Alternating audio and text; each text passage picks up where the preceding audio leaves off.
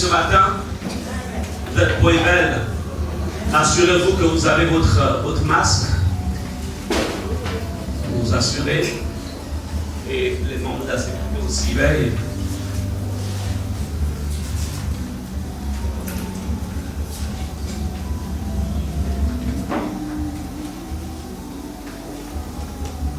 Gloire à Dieu. Gloire à Dieu.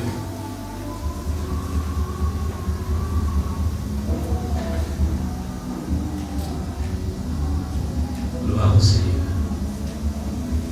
Bien-aimés, ce matin, c'est un temps de carnage. Répète carnage.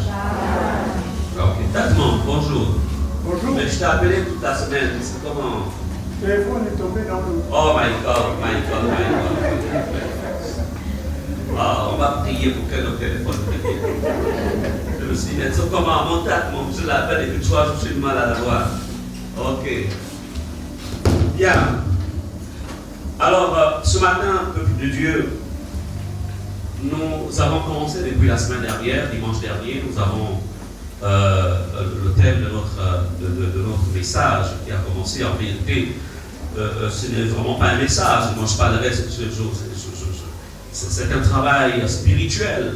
C'est un travail spirituel. Bon, mais depuis la semaine dernière, nous avons donc commencé à développer ce thème sur, en fait, qui est assis sur ta vie, qui profite de ta vie. Alors, je ne vais pas revenir là-dessus. Si vous voulez avoir ce message, vous entrez dans notre chaîne YouTube, Centre Missionnaire Emaïfata, ou Facebook, Centre Missionnaire Emaïfata, et vous trouverez le message là-dedans. Alors, ensuite, vendredi, il avait été dit que vendredi, samedi, dimanche, vous devez être en jeûne, en prière. Et nous allons continuer à travailler cette fois-ci sur par visioconférence, donc le vendredi, le samedi, à partir de 18h30. Alors, ce qui est là, c'est que je constatais qu'il y a certains parmi vous, en fait, dont je n'avais pas les contacts pour pouvoir vous envoyer le lien. Donc, s'il vous plaît,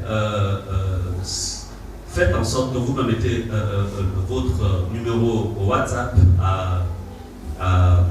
au responsable de la communication, le diacre Boussougou qui est là. Et comme ça, nous allons avoir une banque, on va dire de données, on peut dire ça comme ça, et ça nous permet de vous envoyer. Parce que nous avons travaillé vendredi, samedi, donc hier, et aujourd'hui, en fait, ça va être la conclusion. Alors, nous avons travaillé, j'ai enrichi en fait le potentiel spirituel, on va dire ça comme ça, par une transmission de connaissances pendant ces moments, que ce soit vendredi ou que ce soit samedi, parce qu'aujourd'hui, je vais tout faire pour enseigner pendant 30 minutes et ensuite, on va vraiment travailler. Je disais hier que, et comme d'ailleurs j'ai l'habitude de le dire, que si vous abordez le christianisme comme une religion, vous êtes dans l'erreur. Le christianisme n'est pas une religion. Le christianisme, moi j'appelle ça une science. Et donc Jésus est le maître. Quand vous lisez les Écritures, vous allez remarquer que souvent les Juifs appelaient Jésus Rabbi. Rabbi signifie maître. En fait, c'est la déviation. La déviation au cours des siècles qui a fait du christianisme une religion. Jusqu'à l'ère apostolique, c'est-à-dire jusqu'au moins en l'encens, le christianisme avait toute sa forme originelle, c'est-à-dire d'une science à laquelle Jésus était le maître. C'est pourquoi quand vous lisez les Écritures, certains appelaient cela la secte de Jésus. Maintenant, des années plus tard, en l'an 200, l'an 300 par là, avec l'empereur Constantin, etc. En fait, il va y avoir un bouleversement total où en fait on va faire du christianisme avec la mort de tous les apôtres. Ensuite, il va y avoir, l'Église va rentrer dans une ère, l'ère de la persécution, etc. L'Inquisition, et vraiment il va y avoir une débâcle totale et l'Église va rentrer, ou je dirais le monde rentrera dans une période noire, totalement noir, où en fait, l'essence même du christianisme va perdre en fait de sa substance, pas l'expression. C'est pourquoi lorsque vous regardez, quand vous lisez les Écritures, quand Jésus vient, il y avait en fait la religion judaïque qui était là, le judaïsme était là. Mais Jésus ne s'insère pas dans le système judaïque. Pourquoi? Parce qu'en fait, le judaïsme était devenu une religion. Jésus ne s'associe pas en fait aux grands prêtres, il ne s'associe pas aux pharisiens, il ne s'associe pas aux sadducéens, il ne s'associe pas à eux. Mais par contre, il dira, je bâtirai mon église et les portes du séjour des morts ne prévaudront point contre elle. Amen. Alléluia. Donc le christianisme n'est pas une science. Désolé, n'est pas une religion. Ce n'est pas une religion. En fait, je vais peut-être encore me répéter, c'est une science. Il faut avoir un ensemble de connaissances. Le véritable christianisme commence par la nouvelle naissance. C'est-à-dire que tu dois naître de nouveau pour rentrer dans la dimension du royaume de Dieu. C'est pourquoi Jésus dit, le royaume de Dieu est au milieu de vous. Je suis dans le royaume. Je suis au Gabon. Mais dans la dimension spirituelle, je suis dans le royaume de Dieu. On n'entre pas dans le royaume de Dieu après la mort. Non. C'est le ton vivant que tu y es déjà. En vérité, lorsque tu délaisses ce corps, cette enveloppe, c'est juste une continuité dans la dimension, dans le royaume. Amen. Alléluia. Amen. Tu es dans le royaume. Tu es sur la terre, tu es dans le royaume de Dieu. Nous connaissons tous comment fonctionnent les ambassades. Aujourd'hui, si tu, par exemple, tu as un souci, peut-être avec l'État, qu'importe, tu es peut-être poursuivi. On sait que c'est comme ça que ça se passe avec les opposants. Certains opposants, ils vont aller dans une ambassade européenne et puis bon, ils vont aller se réfugier et puis bon, ils vont bénéficier en fait de la protection en fait de cette ambassade étrangère. Pourquoi? Parce qu'en fait, une ambassade dans un pays en fait est considérée comme étant le pays même qui est implanté dans un autre pays. Est-ce que vous comprenez cela? Amen. Donc c'est-à-dire que tu es sur la terre, mais tu es dans le royaume de Dieu. Amen. Amen. C'est ça en fait. Donc, et nous avons compris.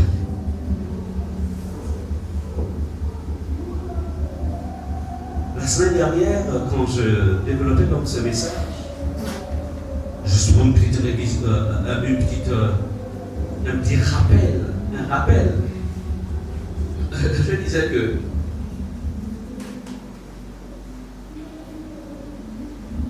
on a lu Exode, on a pris Exode 1, 9 à 14, je ne vais plus relire ces passages parce qu'on essaie un peu de gérer le temps.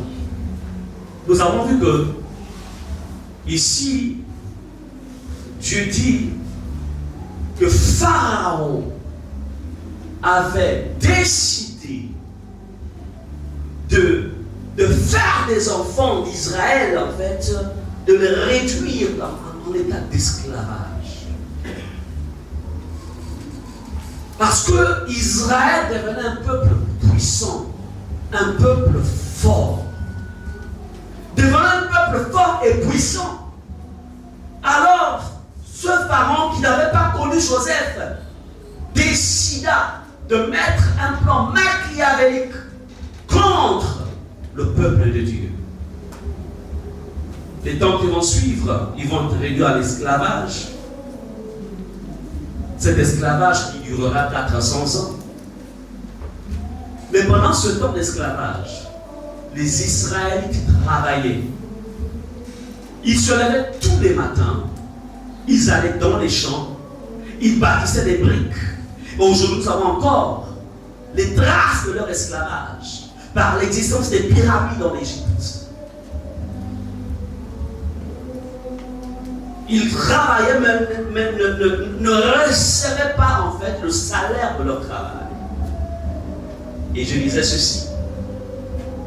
Vous savez, la Bible dit que ces choses ont été écrites pour nous servir d'instruction. Et je disais, beaucoup parmi vous, vous travaillez, vous donnez, vos enfants se donnent. Mais, quand vous constatez, quand vous faites le résumé de votre vie, vous vous rendez compte en vérité, c'est comme si en fait vous n'avez jamais travaillé. La question, en fait, et nous avons vu, quand ça se passe ainsi, c'est qu'il y a quelqu'un qui tire profit de ta vie. Dans la dimension, écoutez, c'est je disais la plus grande erreur qu'un chrétien, qu'un enfant de Dieu puisse commettre, c'est d'oser nier l'existence de la dimension spirituelle. Lorsque Dieu dit faisons l'homme à notre image, lorsqu'il dit faisons l'homme à notre image, mais en quoi ressemblons-nous à Dieu? C'est dans notre dimension esprit. Parce que Dieu est esprit. Ce n'est pas le corps matériel, ça c'est juste une enveloppe. C'est notre maison terrestre. Donc nous sommes en fait, c'est-à-dire que dans cette salle où nous sommes, en fait, ce sont des esprits qui sont assis là. Mais nous, on nous appelle, mais des esprits en fait, qui ont des corps matériels que Dieu a appelés des humains. Comme il créa aussi des êtres célestes qu'on appelle des anges. Mais ce sont des esprits angéliques. Est-ce que vous comprenez cela? Donc, tu ne peux pas être un enfant de Dieu percutant. J'ai dit percutant dans le sens de faire peur au monde des ténèbres. Ça veut dire même marcher dans la joie si déjà tu ne te connais pas toi-même. Je pense qu'il y a un philosophe qui avait dit connais-toi toi-même. Amen. Il n'était pas trop loin des Écritures. Amen. Si tu ne te connais pas, beaucoup d'enfants de Dieu s'ignorent. C'est-à-dire que beaucoup d'êtres humains s'ignorent. Ils ne savent pas qui ils sont. Ils ne maîtrisent pas, ils n'ont pas la connaissance de la dimension qui est la dimension spirituelle. Alléluia. Amen. Bien-aimés, la Bible nous dit, et nous avons vu qu'il y a beaucoup de personnes, même dans l'église, qui croupissent dans les temps difficiles, dans les temps d'épreuve. La vie elle est compliquée. Pas parce qu'ils n'aiment pas Dieu, pas parce qu'ils ne prient pas parce qu'ils ne jeûnent pas parce qu'ils ne marchent même pas dans la sanctification. Ils marchent dans la sanctification, mais cependant, il y a des objectifs qu'ils ont du mal à atteindre. Et nous avons vu que dans le monde de l'esprit, il y a des entités sataniques, il y a des entités spirituelles, il y a des entités sorcelleries qui sont assises, qui s'assiedent sur les dossiers des gens, qui se tiennent aux portes des gens. On a vu j'ai beaucoup parlé de la notion des portes vendredi et samedi par rapport dans les temps de vision que nous avons eu. Nous avons vu dans Apocalypse 17, verset 1, puis un des 7 anges qui tenait les 7 coupes vint et m'adressait la parole en disant, viens, je te montrerai le jugement de la grande prostituée qui est assise sur les grandes eaux. Et dans Apocalypse 17, 15, Jésus explique en disant, il me dit, les eaux que tu as vues sur lesquelles la prostituée est assise, ce sont des peuples, des foules, des nations et des langues.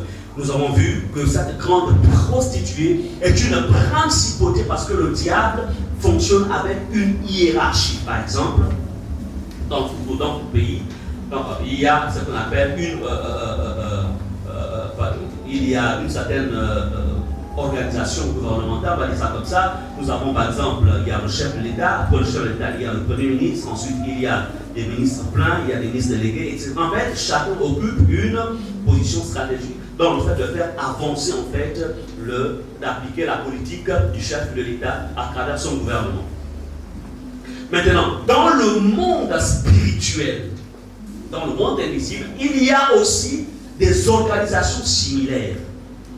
Donc, il y a, en fait, c'est pourquoi, comme vous disait dans Éphésiens, la Bible parle des principautés, des dominations, des pouvoirs, des esprits méchants dans les lieux célestes. Donc, ce sont des organisations. Une principauté est différente, a une autorité différente d'une domination. Une domination a une autorité différente des esprits impurs. Donc, il y a une hiérarchie. Maintenant, toi, tu es un enfant de Dieu. Tu ne maîtrises pas, en fait, cette hiérarchie. C'est pourquoi vous allez remarquer que certains parmi vous, quand vous priez, au nom de Jésus, est-ce que le Jésus sort de ma vie, sort de mon travail, sort de ma maison. Dès que le gars, il est là, putain, je prie, je chante, mais tu ne maîtrises pas, en fait, Jésus dit, vous connaîtrez la vérité. C'est la connaissance de la vérité qui... Amen. C'est la connaissance de la vérité. Je vais prendre un exemple. Beaucoup parmi vous, parfois, dans vos lieux de travail, il y a des gens qui vous emmerdent, etc. Parce que tout simplement, vous vivez des injustices, vous vivez on appelle ça comment? Oui, vous vivez des injustices, vous vivez des complots, etc. Mais si tu es un enfant de Dieu éclairé, tu dis bien éclairé, parce qu'il y a des enfants de Dieu qui sont aveugles, je parle d'éclairer. Je vais prendre un exemple. Viens, ancien. Je prends un exemple. Il a une position d'autorité, il gère une direction, et puis il y a, viens, l'ancien, viens. Alors, lui, il travaille, il est enfant de Dieu, il travaille. Il est en fait, lui il est par exemple DG, et lui il est chef de service. Donc c'est son supérieur hiérarchique. Mais, lui il est enfant de Dieu rempli du Saint-Esprit. Il a la maîtrise en fait des données ou des connaissances spirituelles. Lui, de par sa position d'autorité, en même temps aussi, c'est un homme, c'est quelqu'un qui est aussi rattaché par exemple au monde des esprits inférieurs. Mais il lui fait la guerre. S'il veut traiter ce problème sur le plan naturel, en faisant un ensemble de courriers qu'il envoie à d'autres, le problème ne sera pas traité.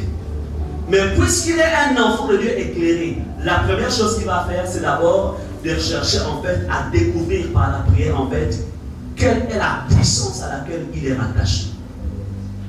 Vous comprenez cela?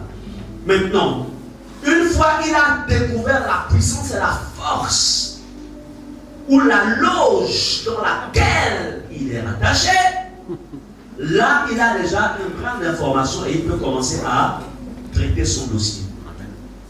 Vous comprenez? Amen. Mais si lui se va dire au nom de Jésus, je commence à lier les esprits de jalousie, les esprits d'injustice qui proviennent de mon patron. Et pourtant, je suis depuis 15 ans. J'ai formé tout le monde. Les ceux que j'ai formés sont au-dessus de moi. Moi, je suis toujours là au bas du carreau. Au nom de Jésus, toi qui me chasses, Satan, sors. 0 égale 0. Tu n'as pas la bonne information. Tu ne sais pas prier comme il se doit. Tu n'as aucune maîtrise du combat spirituel. Ta prière sera nulle. Tu peux courir tous les prophètes de Libreville. Tu peux courir toutes les ex de Libreville. 0 égale 0. Parce que le combat spirituel, la guerre dans le monde l'esprit répond à des règles. Est-ce que vous comprenez cela? Merci. Vous asseoir. C'est pourquoi je disais que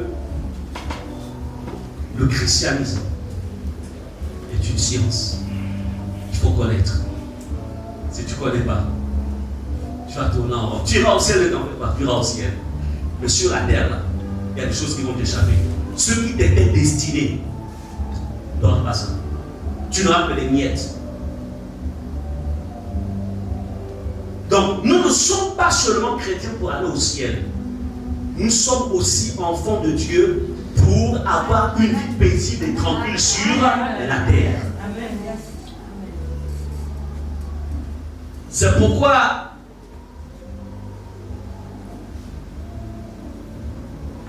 nous avons travaillé sur nous, pour ne peut-être pas trop me répéter. On a travaillé donc vendredi en jeûne, samedi en jeûne, dimanche ce matin, j'espère que vous êtes venus aussi vraiment en jeûne. Oui. Voilà, ok. Sauf ceux qui prennent des comprimés, qui sont sous traitement, etc., c'est différent. Alors, et nous avons dit que nous travaillerons sur Malachie 3, verset 11. Pardon, nous allons travailler sur Malachie 3, 11. Et je réprimanderai le dévoreur à cause de toi. Je réprimanderai le dévoreur. Et ce matin, le dévoreur va être réprimandé. Répète, le dévoreur va être réprimandé. D'où le sous-thème de notre message. Tout ce que je viens de dire là, c'était juste une introduction pour faire asseoir les choses dans les esprits des uns et des autres. Le sous-thème du jour de ce dimanche, je l'ai intitulé « Le combat pour la reprise de mes portes spirituelles ». Répétons, le combat pour la reprise de mes portes spirituelles. Vous allez comprendre de quoi est-il question. Membre de la sécurité, venez ici, rapidement. Venez vite. Ok, prenez possession, positionnez-vous à cette porte. Barrez la porte. Barre la plaque sur le mur. Voilà. Imaginons que derrière cette porte, il y a en fait le travail. Il y a la promotion. Il y a le mariage. Il y a la santé. Maintenant, reste-toi encore. En fait, tout ça, c'est sa sphère. C'est sa sphère. Mais il veut rentrer, il veut passer par une porte qui est à lui. Passe, hein, et vous l'empêcherez de passer. Amen. Il y a des entités qui sont positionnées sur l'accès à la porte de son travail, la porte de son mariage. C'était tout ce que vous pouvez citer. Maintenant, pour qu'il ait accès, il faut qu'il est là. Où elle est là? Les années passent. Les années passent. Le papier est obligé de changer de couleur. Dites-moi. Pourquoi ça vient d'où? Et on dira, il n'y a pas en disant non, il n'y a pas de boulot dans le pays, etc. Bon, écoutez, voilà, attendez. Mais cependant, d'autres qui ont le même cursus que lui, quand ils arrivent, aussitôt, trouvent du boulot, sont recrutés dans les meilleures compagnies. À lui, on lui a dit, vraiment pour le moment, on ne le prend pas, vraiment c'est serré, c'est compliqué. Vous savez, l'histoire du corona, là, c'est tout compliqué. Ok. Mais celui qui est venu après lui, au même moment du corona, on l'a pris. Vous appelez ça comment?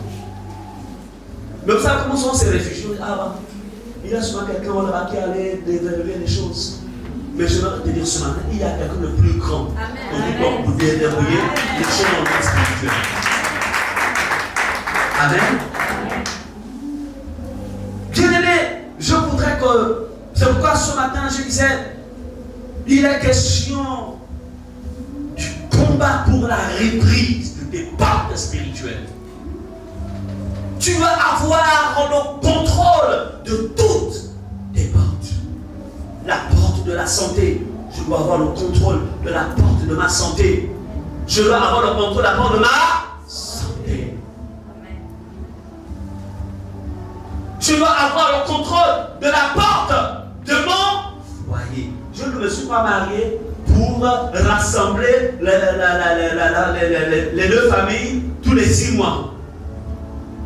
Elle ne s'est pas mariée non plus pour rassembler les membres de la famille tous les 1 an. Ah, vraiment, l'homme que vraiment votre fils là que j'ai épousé, C'est vrai, c'est un pasteur, mais c'est un pasteur goulois. Parce que vraiment, je ne comprends pas. Bon, l'autre, c'est pas moi, mais l'autre.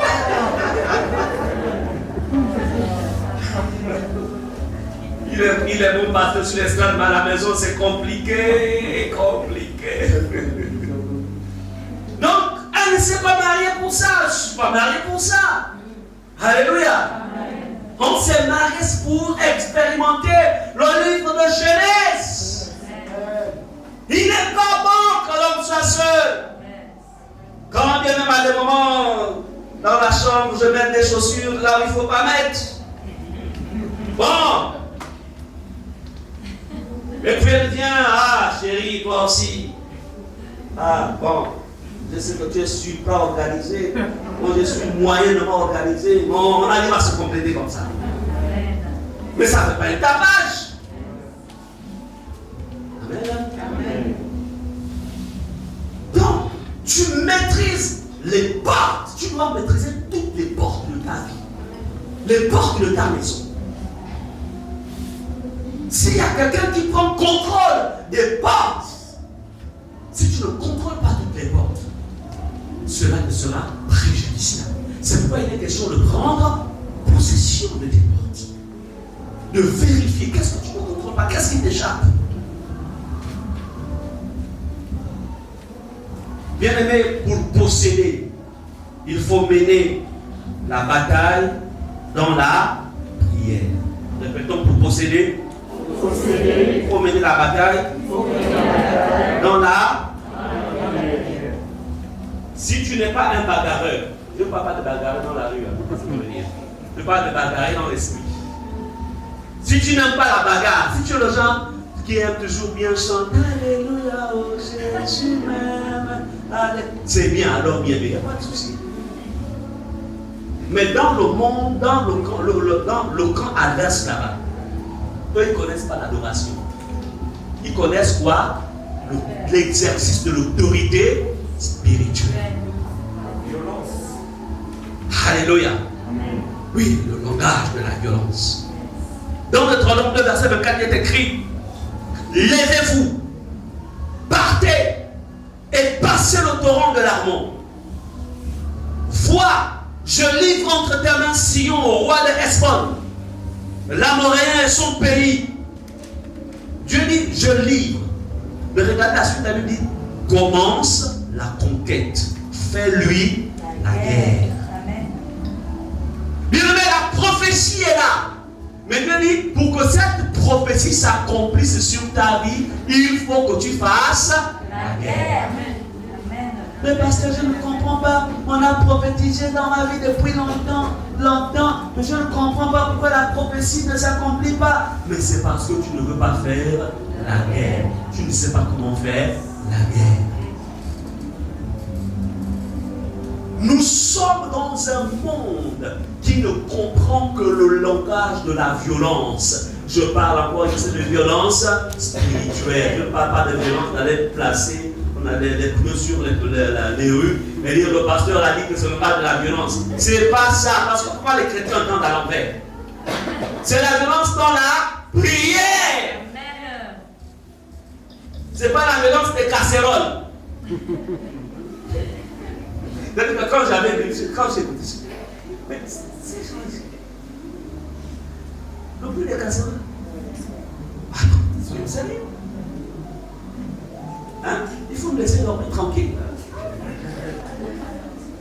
Bon, bref, c'est du passé.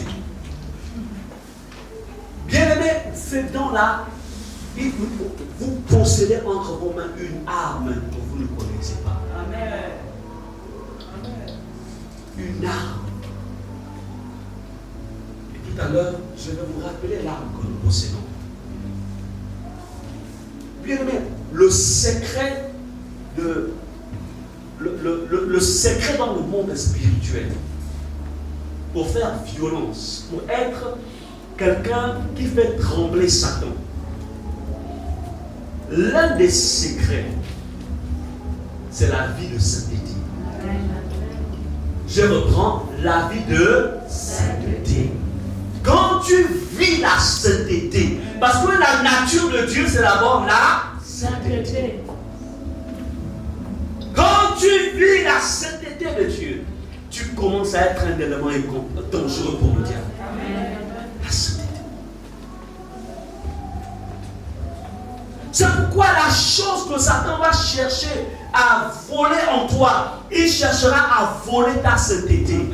Il cherchera à te faire tomber dans des péchés, dans la désobéissance, dans la rébellion. Parce qu'il sait une chose, il va te laisser tomber, il va tout faire, te mettre des pièges de cupidité, toute forme de piège. Parce qu'il y a une chose qu'il va chercher à éteindre dans ta vie.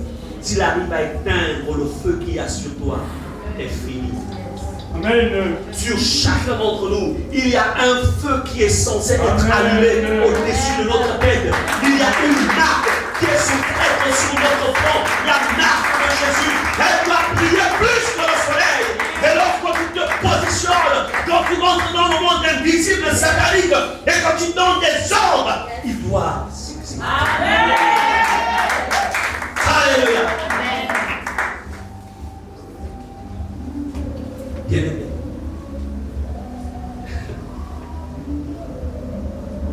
Vous savez ce que j'ai dit à Dieu, j'ai dit ça, j'avais dit à Dieu, Seigneur, je ne veux pas être un jour entre les mains de mon ennemi. Parce que le diable, je l'ai combattu dès l'instant où j'ai rencontré Jésus. J'ai dit, Seigneur, la manière dont tu m'as utilisé pour faire mal au diable, je ne voudrais pas un jour être entre ses mains.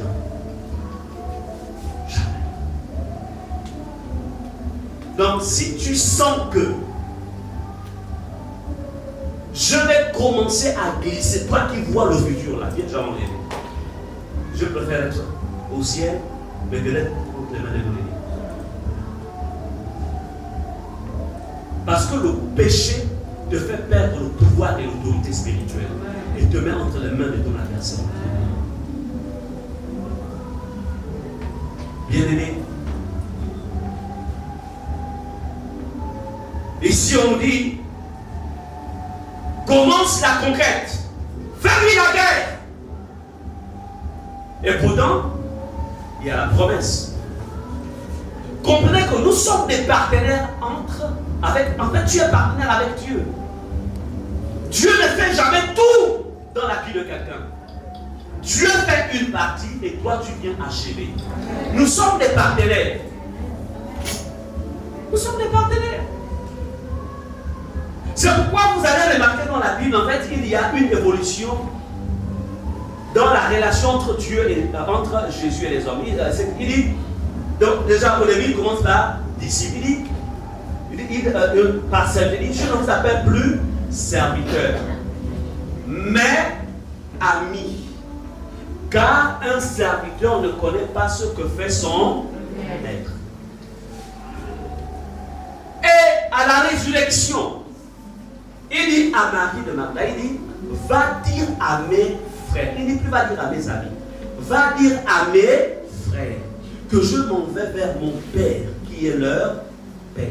Est-ce que vous comprenez cela? Donc, regardez un peu les différentes étapes. Serviteur, ami, frère. Dans quelle dimension te trouves-tu avec le Seigneur?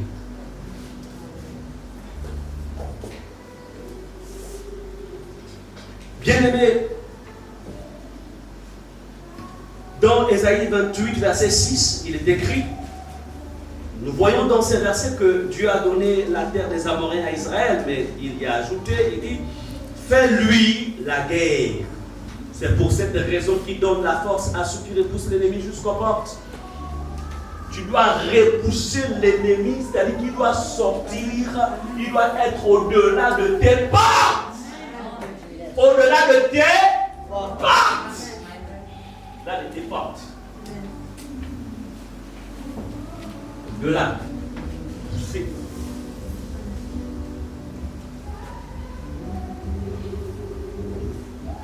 Bien-aimé, moi j'ai un côté gallois, mon côté paternel.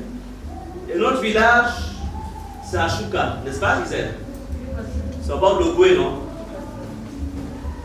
Donc il y a les esprits des eaux, non? L'esprit de Mumbayano, tout ça, machin, esprit de femmes, de nuit, de femmes, de sirènes, là, tout ça. Hein? Toi qui as accusé ma soeur, il faut faire attention avec l'esprit là. Il est dans la famille. L'esprit de Mumbayano. Il vient combattre le mariage. Oui. Donc, non mais il a, quand j'étais encore ignorant, il venait souvent m'embêter. Donc j'ai dit au nom de Jésus, esprit d'impureté, sors! Mais 3 jours après, je le revois encore. Attends, quel est le péché que j'ai même commis dans la vie là pour que...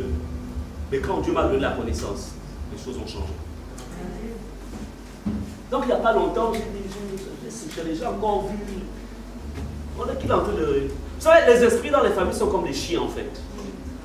Lorsque celui qui a fait alliance avec le monde des ténèbres, avec les esprits dans le monde des ténèbres, lorsqu'il a traité avec cet esprit, en fait, qu'est-ce qu'ils font? Vous remarquez que dans la Bible, il est écrit que lorsque Satan était venu tenter Jésus avait gagné la victoire non, au désert. Mais la Bible dit, Satan se retira pour un temps, pour un moment favorable. Comme pour dire que dans les temps où Jésus sera un peu faible, je vais m'arranger. Et, voyez-vous, c'est comme ça que, quel était le temps favorable? C'était à Gethsemane. Parce que là, Jésus était en proie à sa volonté ou à la volonté de son Père. Et voilà Satan qui dit, non, tu n'es pas obligé d'aller à la croix, non, etc. Et Jésus dit, non, ma volonté, mais ta volonté, Père. Et là encore, Jésus a triomphé parce qu'il avait laissé la volonté du Père s'accomplir. Amen. Alléluia. Donc c'est comme ça. Donc ça dit qu'il veut revenir dans, il veut repasser par Jésus. Au nom de Jésus. Donc il faut enseigner à vos enfants. Vous les pères d'aujourd'hui, les pères du 21e siècle, vous ne connaissez même pas vos tribus. Vous voulez que je fasse l'exemple? Je prends l'exemple, donc je ne vais pas... Mais si je prends 4 personnes là, tu dis, donne-moi le nom de ton clan, de ta tribu. En fait, maman ne m'a jamais dit ça. Mais va chercher! Comment tu peux combattre dans le monde des esprits sans connaître tes origines? Eux, ils connaissent tes origines. C'est pourquoi ils passent par ces origines pour t'attaquer. Mais toi, tu ne connais pas cette porte-là. Comment tu peux la fermer? Comment tu peux la combattre? Est-ce que vous comprenez cela? Amen. C'est pas enfin. Tu ne connais pas. Il faut connaître ta tribu du côté maternel, la tribu du côté paternel. Il faut connaître le village, tout. Nous ne sommes pas des blancs. Même si les blancs ont régné ces choses-là, voilà pourquoi ils ont beaucoup de problèmes. Mais nous encore, même si nous sommes un peuple, comme on dit, avec une culture orale, mais transmettez cela. Transmettez. Ça va aider. Alléluia. Amen. Ça va aider. Donc, le combat spirituel doit aussi faire aussi référence à quoi? En fait, à tes origines. Ça fait référence à tes origines. Cela est extrêmement important. L'importance de mener les batailles aux portes. Pourquoi faut-il mener les batailles aux portes? Je vous ai montré tout à l'heure, j'ai fait tout à l'heure une simulation. Bien-aimé, lorsque les portes de ta vie, les portes de ton travail, les portes de ta santé, les portes de ta... Regardez comment aujourd'hui, les familles, au lieu que les enfants deviennent des sources de bénédiction pour les parents, malheureusement, il y a beaucoup de familles qui sont dépassées par la gestion de leurs enfants. Au lieu que l'enfant devienne une bénédiction. Et pourtant, dans le plan de Dieu, un enfant est une source de bénédiction. Regardez comment aujourd'hui, beaucoup de familles, des enfants deviennent source de lamentation. La question qui est assise sur, en vérité, sur sur la grâce que Dieu a déposée sur ton enfant pour que cet enfant devienne bénédiction. qui est assis. Est-ce que vous savez que la sorcellerie a la capacité de gaspiller les enfants des autres? Vous savez ça? Amen. Ils ont cette capacité. Ils te donnent, comme dans les villages, ou dans certains, oh non, nous sommes des amis, nous sommes des sœurs. Hein? Venez d'abord vous deux. Je simule seulement. Juste une simulation, hein? Ce n'est pas qu'il y a une qui est prêtresse, l'autre ne l'est pas. C'est pas ça que ça veut dire. Elles sont tous sacrificateurs selon l'ordre de Melchisedec. Elles servent Jésus. Mais c'est une simulation. Bon, comme je suis proche de vous, je prends quand même ma visière. Moi, il faut prévenir que guérir. Alors, elle vient d'accoucher. Elle vient aussi d'accoucher. Elles ont les laits à l'intérieur de ce que Dieu a placé en elles. Elles sont voisines, elles s'entendent très bien. Mais l'une d'entre elles, en fait, est en connexion avec le monde des esprits. Est-ce que vous comprenez cela? Amen. Dans le plan physique, dans le plan naturel, elles s'entendent vraiment, elles s'aiment. Mais dans l'autre plan, l'une d'entre elles est jalouse de l'autre. Et puis, quand elle va au travail, de temps en temps, elle donne à l'autre l'enfant, regarde mon enfant, etc. Et lui donne parfois du lait, le sang. Mais c'est un sang, en fait, c'est un lait qui a été travaillé. À chaque fois que l'enfant boira, en fait, de cette mamelle-là, en fait, ce sont des mamelles c'est un lait dans lequel il y a un véhicule de la sorcellerie, il y a la sémence de la sorcellerie à l'intérieur. Et voici comment, pour elle est innocente, elle ne connaît rien du tout. Mais il y a l'autre qui a en fait commencé à gaspiller l'enfant de l'autre à partir de quoi? Du lait. Est-ce que vous comprenez cela? Amen. Même chose avec la nourriture. Non, tu peux aller manger. Non, t'as dedans manger. Ok, d'accord. Bon, donc tu manges là, elle va dormir. Bien, mais nous sommes dans un monde, nous sommes dans un monde extrêmement compliqué. Combien d'enfants ont été gaspillés comme ça? Et tu te dis, mais je comprends mon enfant, il a bien grandi, mais qu'est-ce qui se passe comme ça aujourd'hui? Je ne comprends plus rien, je ne maîtrise plus. Mais la question c'est qu'en fait, tu as laissé ton enfant à la disposition de qui? Amen. De qui? Non, c'est tata. Non, c'est grand-père. Ah bon?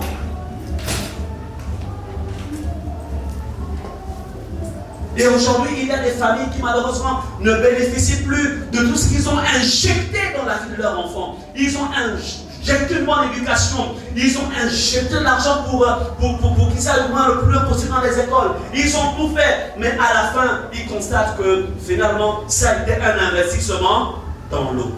Et comme nous en Afrique, l'enfant c'est notre investissement généralement. On n'a pas la c'est maintenant que Satan se réveille pour avoir des entreprises parallèles. En général, l'enfant c'est une entreprise. C'est là qu'on injecte tout parce que quand on aura les cheveux blancs, vieux, fatigués, c'est lui qui prend le relais.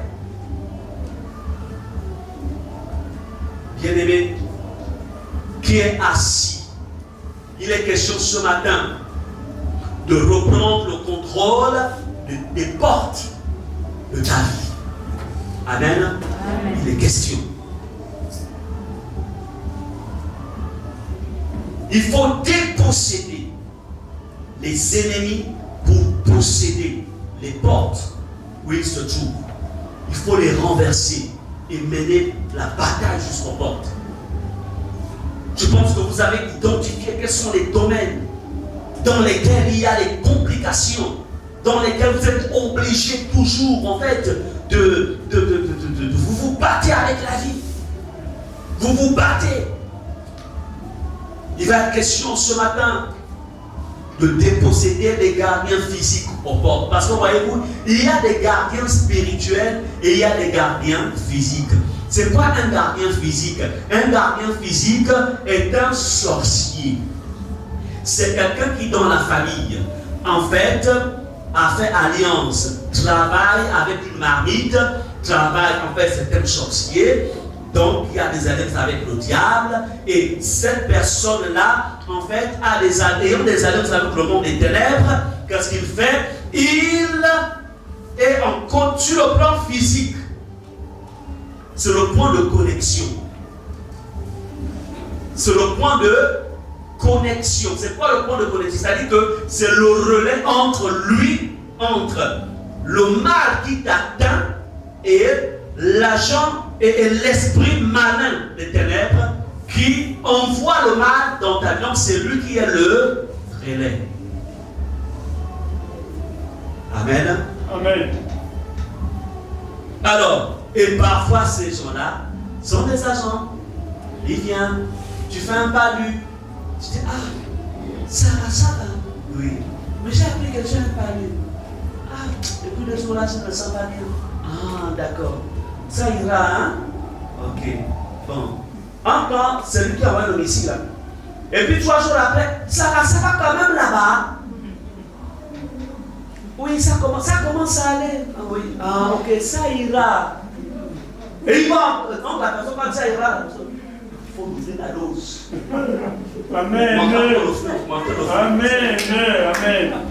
C'est la vérité. Les informations sur vos vies, ne les donnez pas à tout le monde. Amen. Amen. Il y a des personnes qui sont vraies, qui vous aiment, qui sont réelles. Mais il y a d'autres, vous pensez en fait, qui vous manifestent de la compassion. En fait, ils viennent chercher des informations pour aller bien bloquer davantage. Amen. Non, mon enfant arrive. Maman, Dieu m'a fait grâce, Dieu m'a fait grâce, maman. Ses études, vraiment là, il a vraiment fini. Bon, et puis bon, en fait, il doit rentrer, en fait, même là. Non, il rentre dans 6 mois. Il rentre dans 6 mois. Oui, vraiment là. C'est le repos pour moi maintenant, vraiment. Tu sais comment j'ai fait pour que cet enfant-là vraiment réussisse, vraiment. Ça va être le repos pour moi. Enfin, au moins toi, vraiment. Si je pouvais être à ta place. Donc tu penses que la personne est avec toi. Mais malheureusement, 6 mois après, avant même que les 6 mois n'arrivent, tu apprends seulement qu'il y a quelque chose qui arrive à l'enfant. Amen. Investissement dans l'eau. Amen. Bien aimé, la sorcellerie est une réalité. C'est pourquoi les démons et les sorciers, on les combat. Il faut les combattre. C'est pourquoi il faut faire monter ton niveau spirituel à un niveau élevé. Pour qu'à chaque fois que tu parleras, à chaque fois que tu ordonneras, quelque chose doit se passer. Amen. Bien aimé.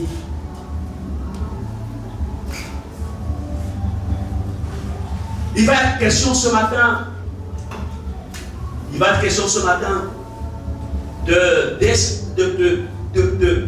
d'écarter les gardiens physiques aussi, qui sont des connexions ou qui sont des fusibles entre les démons et ta vie. Il va aussi être question de les déstabiliser, de les faire déplacer. Comme ça, ils diront, celle-là on ne la touche pas, celui-là on ne le touche pas. Non, moi je ne peux pas aller là-bas.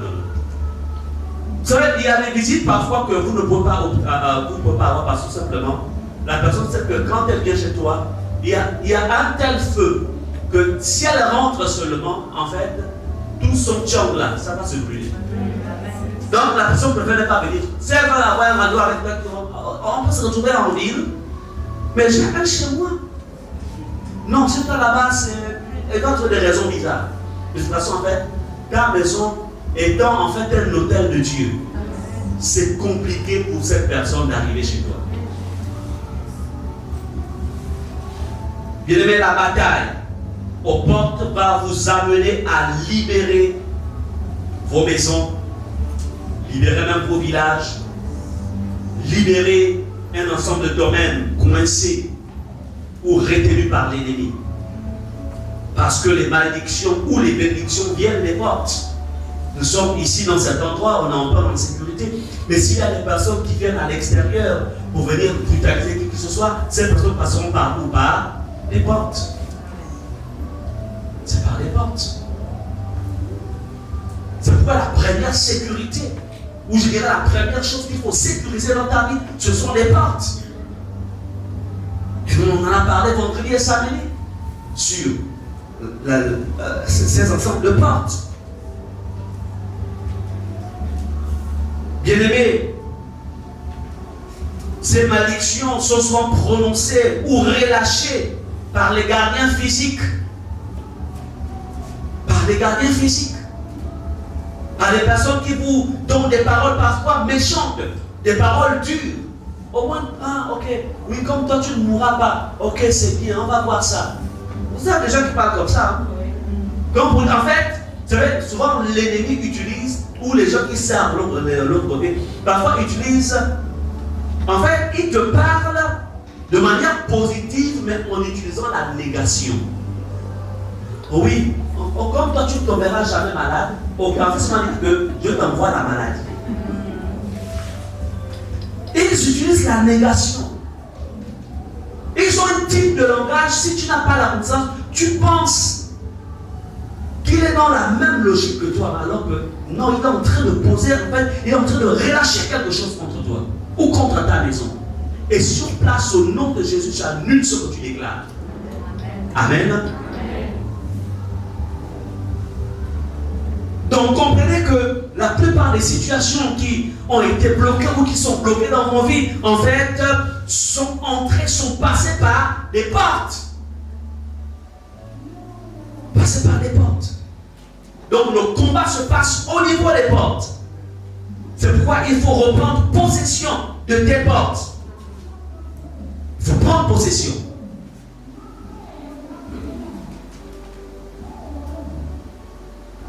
Alors nous allons parler maintenant des armes. Parce qu'il faut utiliser les armes spirituelles. Chacun ce matin va travailler par rapport à ses armes, en utilisant ces armes spirituelles. Tu as identifié les différents domaines. Les différents domaines, ça peut être le travail, ça peut être la santé, ça peut aussi être le manque de croissance spirituelle. Ça fait 2 ans que tu es en Christ, ça fait 5 ans que tu es en église, mais tu ne montes pas, c'est-à-dire que tu es là bloqué. On sait que quand tu dis à quelqu'un que ça fait 5 ans, 10 ans que tu es avec le Seigneur, en fait, spirituel, qui t'empêche d'avancer dans le plan spirituel. Et la seule solution maintenant, et puis, bon, le diable, comme il est bien rusé, mais change un peu d'église quand même. Hein. Je pense que c'est un problème d'église, change d'église. Et puis bon, tu changes aussi d'église. Et là-bas aussi, tu as resté 5 ans. Ah, tu ne vois même rien ici. Hein. Tu ne vois rien. Bon, je vais quand même rester, je sais plus, bon, tu restes 2 ans à la maison. Ah, ça fait quand même 2 ans que je suis à la maison. Tu vas quand même chercher une bonne église. Ça fait déjà combien? 12 ans. Et puis après, bon, je vais quand même, bon, je ne suis pas resté à la maison comme ça. Tu vas quand même chercher une bonne église. Et tu vas encore chercher l'église. Ah, c'est quand même bien ici. Hein. Et puis tu restes encore 5 ans. Ah, moi le pasteur là, je pensais qu'il était bon.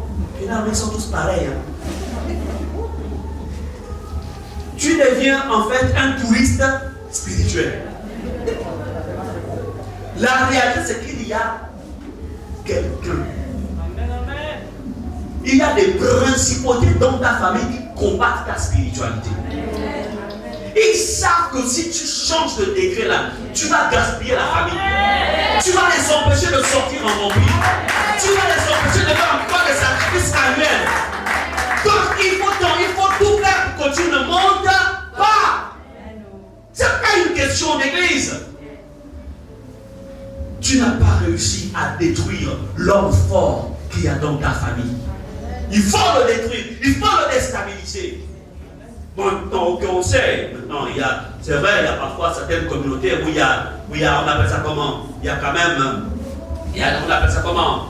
Il y a certains qui ne fonctionnent pas comme il faut fonctionner. Bon, je ne veux pas ici faire soit de l'avocat ou de quoi que ce soit, mais je veux ici faire comprendre quelque chose, c'est qu'en fait, même dans ta vie spirituelle, quelqu'un peut être assis à la porte de ta vie spirituelle pour t'empêcher d'avancer. Amen.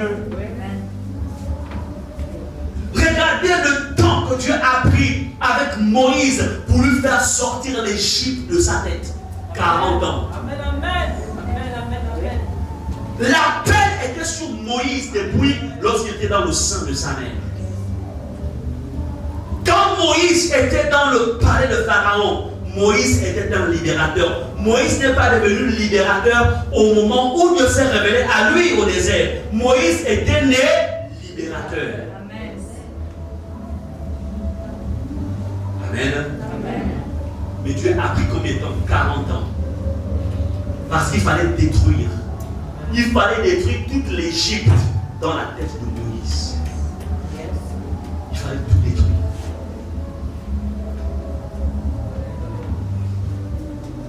Il fallait que Moïse, il fallait que les portes de l'Égypte, les portes spirituelles, négatives, qui étaient dans la vie de Moïse, devaient être détruites. Parce que un pharaon en Égypte était l'incarnation d'un dieu. Il devait devenir en fait Dieu d'Égypte, incarnant. Et Moïse avait été formé, déjà c'était un prince d'Égypte.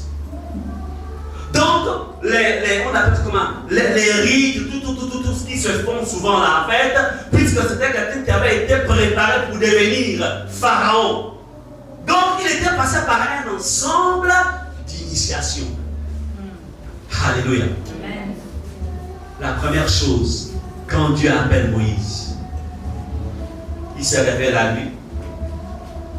La première chose qu'il lui dit, ôte les chaussures de tes pieds.